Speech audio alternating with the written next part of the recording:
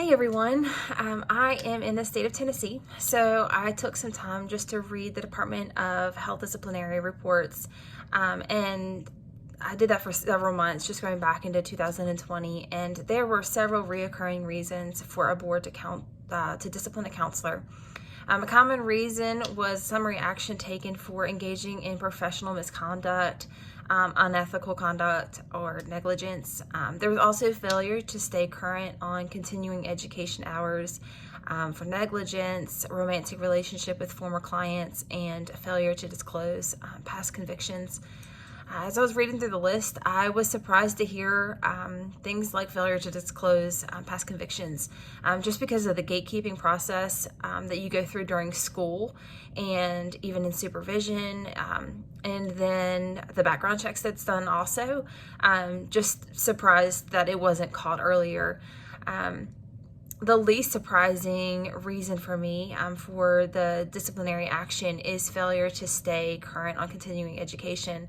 I know for myself, it's just really easy to get busy juggling all of the responsibilities that we have. And I can just see how that's something that falls through the cracks. And if I'm being honest, that is the one that I know that I'm going to have to set up the most structure for myself, just to make sure that I don't find myself in an unwanted position or unethical position, really.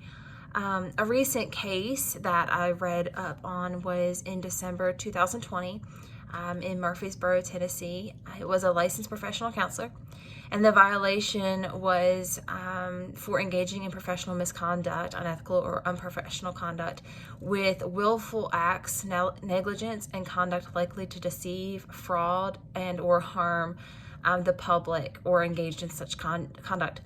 It does not specifically talk about the behaviors or actions that led to this discipline, since there is not specific information how the counselor tried to deceive or defraud or harm the public.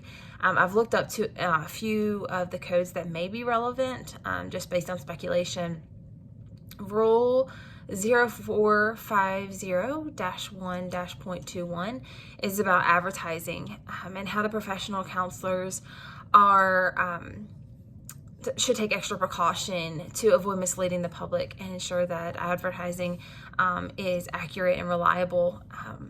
Another rule for Tennessee is 045-1-.21 with subsection 3K. It says there should not be any misrepresentation of credentials, training, experience, or ability. So just taking extra care into not being misleading, or even leaving it vague where people can draw their own conclusions that could be misleading. The ACA Code of Ethics, code C.3.A, says when representing services to the public, counselors should identify their credentials in an accurate manner that is not false, misleading, deceptive, or fraudulent. And in C.4.A, it is about the accurate representation that counselors should comply or should only imply the professional qualifications actually completed, and correct if they know that there is a misrepresentation out there, that they should work hard to make sure that is corrected. In the case mentioned, the counselor had his license restricted and now is only allowed to do client sessions if a chaperone is present in the session. As for impairment, the state of Tennessee refers to the ACA's Code of Ethics, which in C.2.G says that the counselors are to look for signs of impairment, and if they feel that they are impaired, then they should decide whether they can continue practicing. It might mean taking a short break or a long break or sabbatical, and just start services back when they feel that they're actually able to do that without putting the client at harm.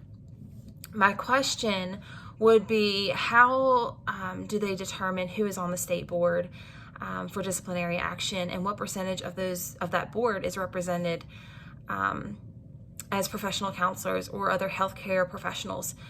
when deciding whether an action is unethical or if the violation is is in violation of the code of ethics, do counselors have a voice in why the violation must or may be justified?